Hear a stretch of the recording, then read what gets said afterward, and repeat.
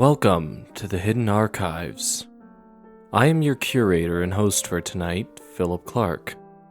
I know you're used to hearing Nicole's lovely voice at this point, but it seems she has come down with something. We wish her a speedy recovery. A lot has been going on in the realms of the Hidden Archives lately as we continue to grow. Once again, we would like to thank you, dear listener, wherever you may be hearing this. Other than that, our group of curators and voice actors continues to grow, so I want to send a special thanks to the whole team at this point. Please continue to follow us on Facebook, Twitter, Instagram, and Podbean. The next episode should be a special one. It will feature 2 stories with our largest cast yet, so that should be something to look forward to. Expect it on time. Ray Bradbury is noted for saying, "Life is trying things to see if they work." So let me try something here by giving you the following warning to see if it works. If you choose to enter the Hidden Archives, if you choose to study the tomes, if you choose to take this journey with me, you do so at your own risk. Profanity and disturbing content may follow. This is your warning.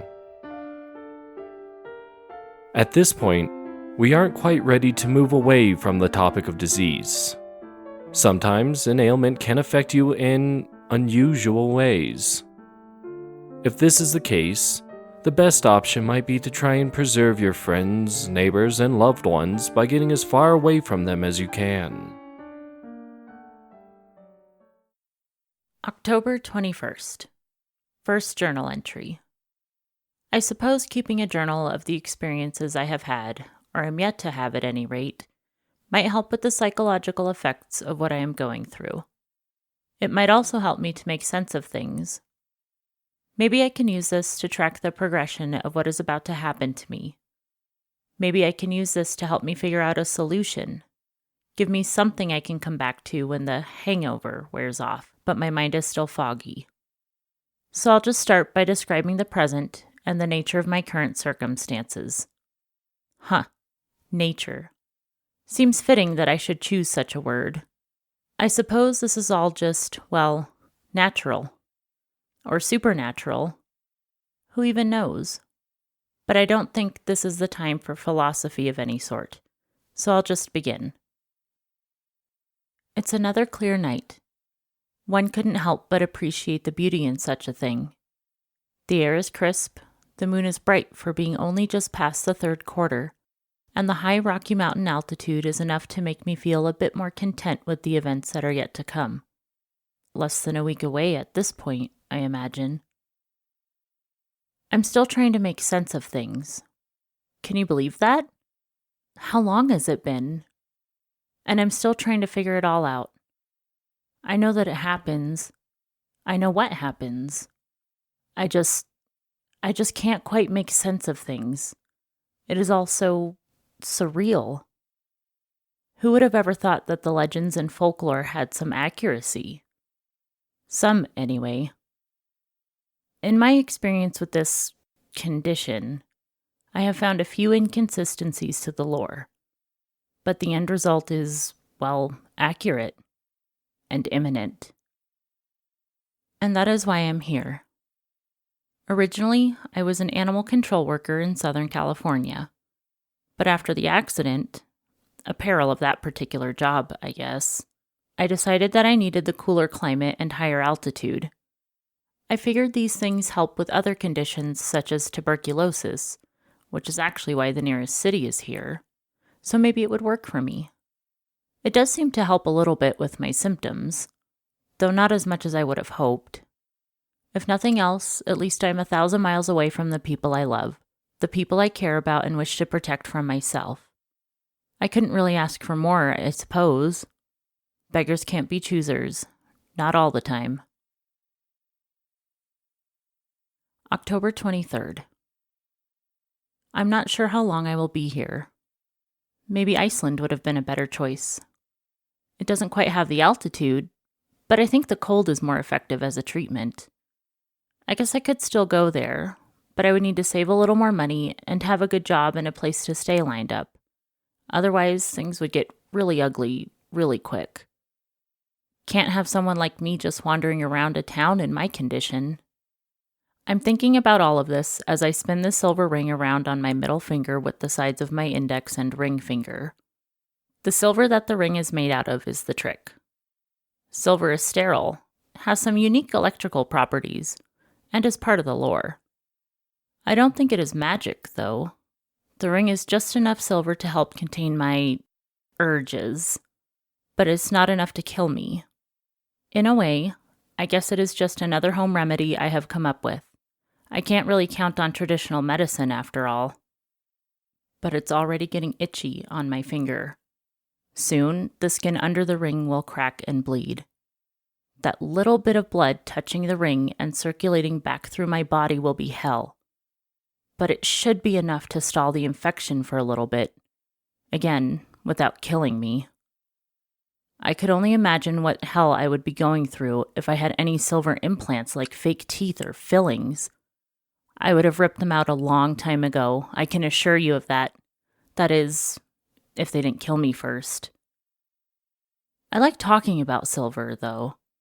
The same way a vegan likes talking about all the plants and shit that saved their life. Come to think of it, I'd go vegan if I still could. If I thought it would help. But now there are some plants I can't eat anymore.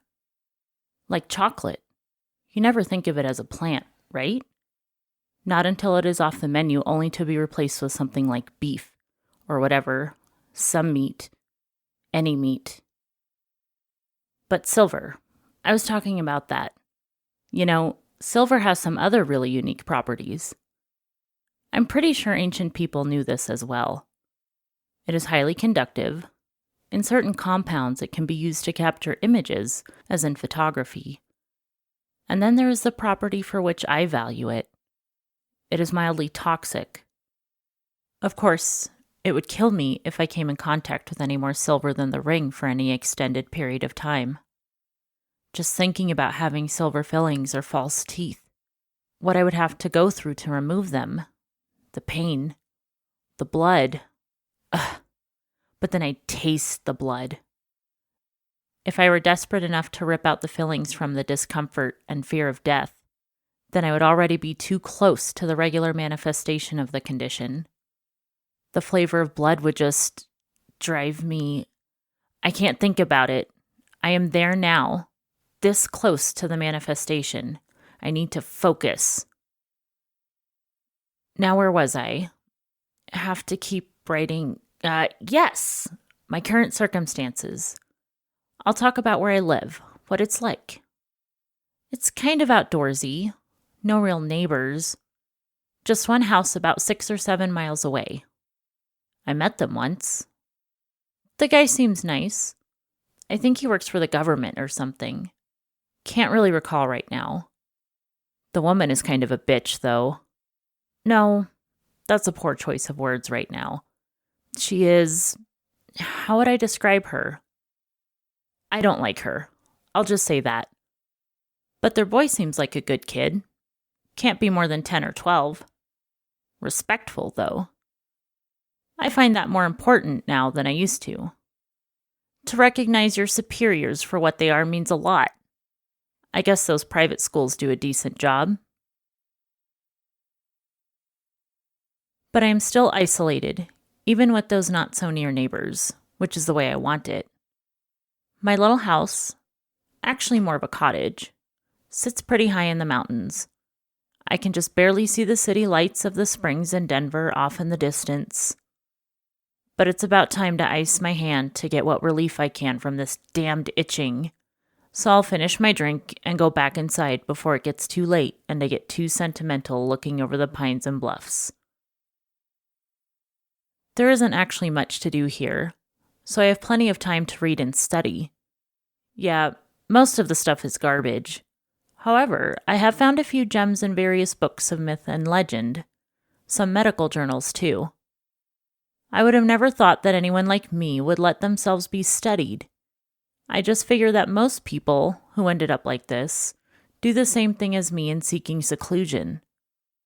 It's logical for a number of reasons, but mostly because it keeps me safe, keeps others safe, and allows me to undergo the changes in peace.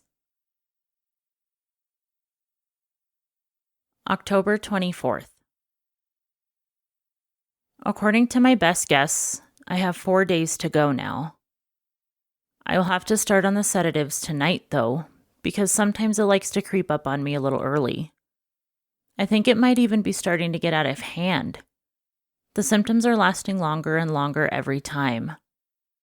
I wonder if I can get stuck in that state of no control.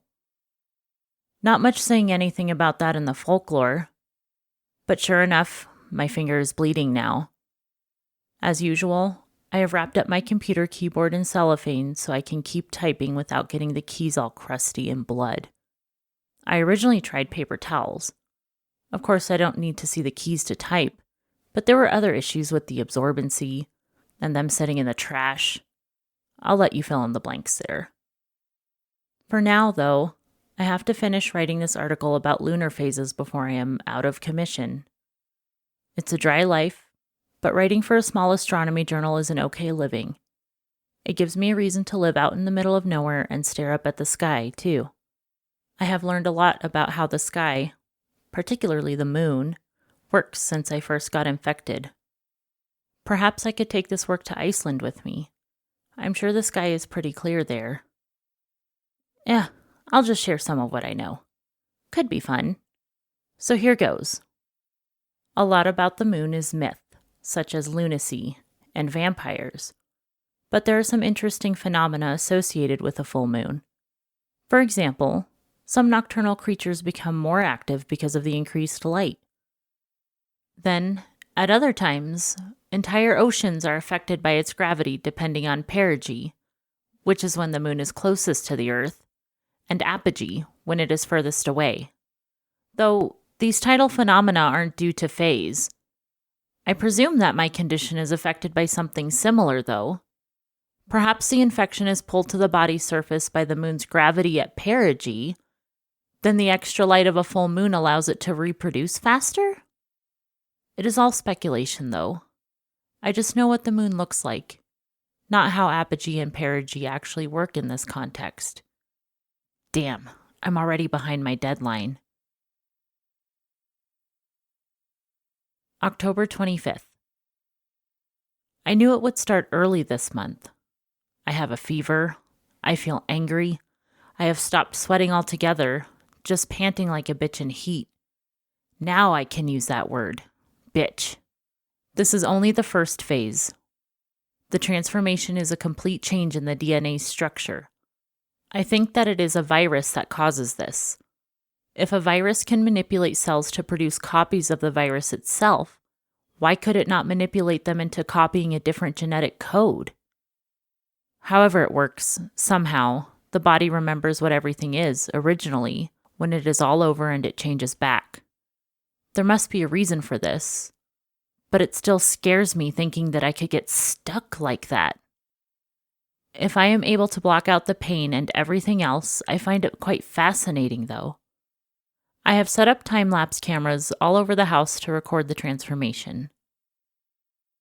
I never remember what the process is like exactly, though I do have memories of when it is complete, when my brain turns back on and neurons start firing again.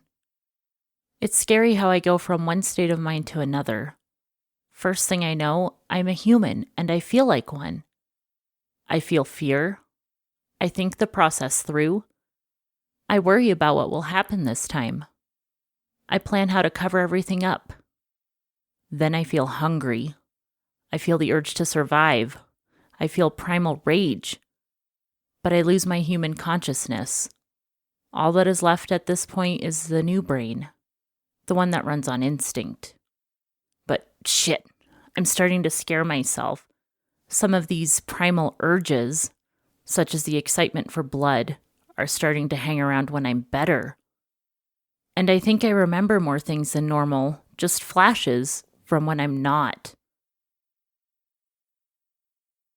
But how it all works and why, I'm still trying to figure out. I have a theory that the infection starts in the canine species and then mutates slightly so that it can jump the species barrier over to humans. Then it tries to change its new host into its old host. It would be a genius survival tactic for the infection. It needs a dog as a host to reproduce, but it can live dormant in a human and change when it is in the mood so that it can be transmitted to the next host. Brilliant. Seeing as humans and modern dogs pretty much evolved together to assist one another, I think this makes sense.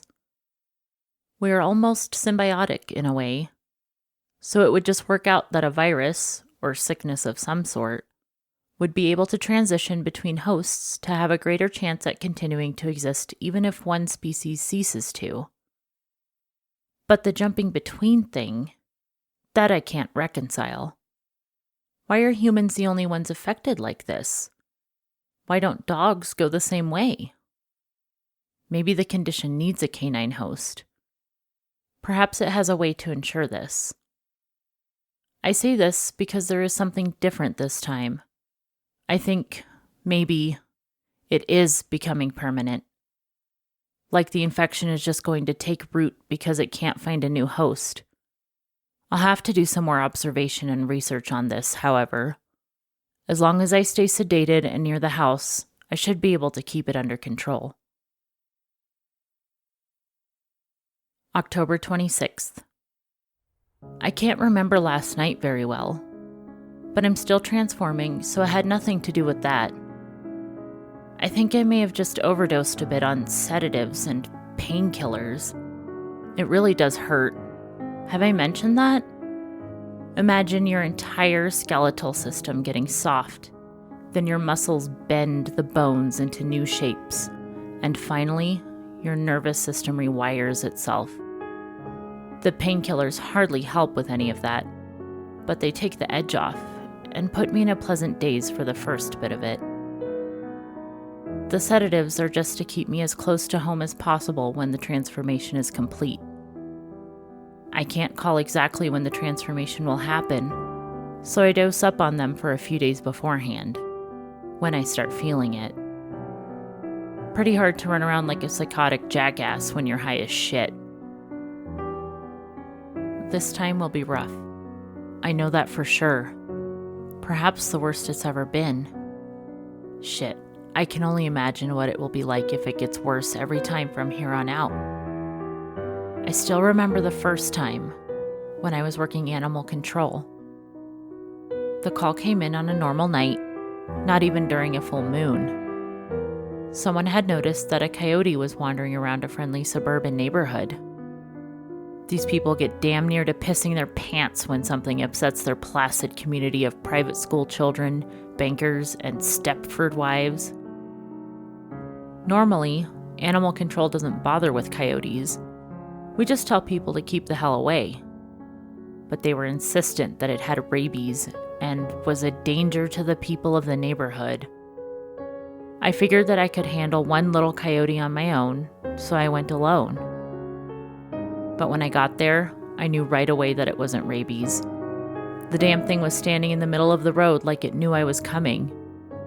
I got out of the truck and it just watched me as I aimed a rifle, loaded with a tranquilizer, at its hindquarters.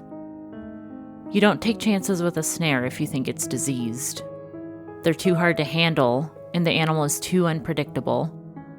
But when I fired, it jumped to the side with astonishing speed. I couldn't believe that I had missed. I looked away for just a second to load another dart, but when I went to aim the gun again, it was gone.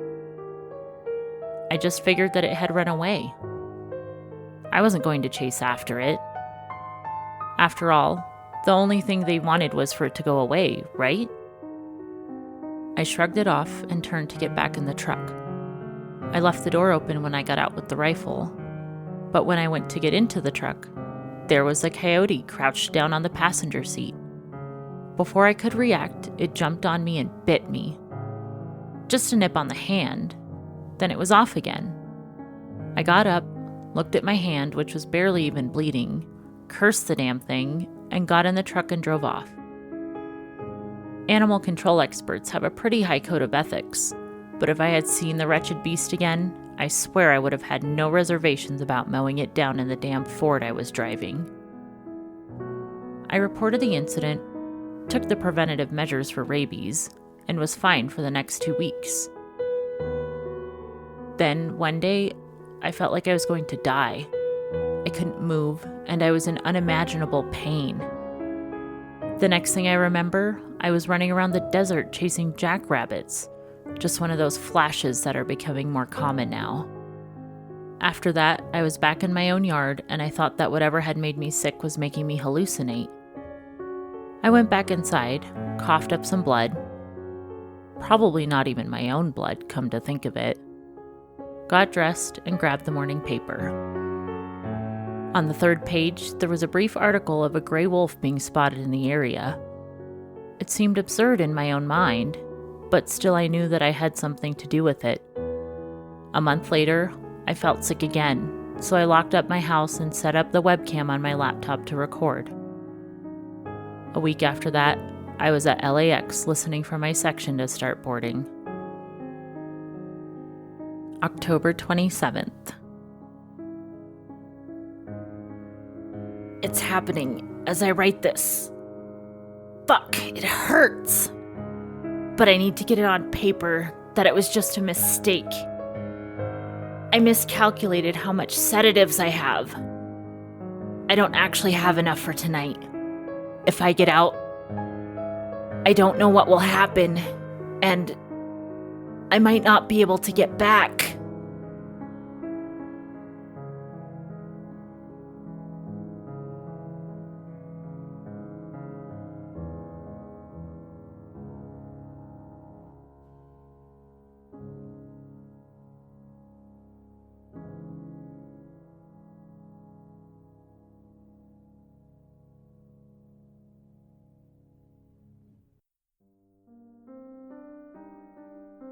Nicole may be doubling up on the vitamin C, but I think I will stick with colloidal silver.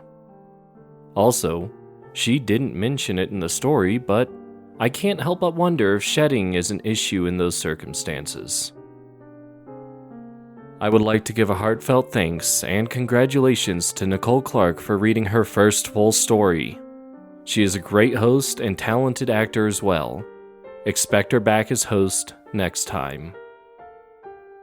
There are many more stories from the hidden archives that have yet to be shared. We hope that you join us next time for another glimpse into the archives. This has been a production of the Rhodes Collaborative Experience LLC. Please no reproduction, duplication, or bastardization of any content without written consent from RCX or its partners. Ex Animo, Ex Tempus, and Archivum.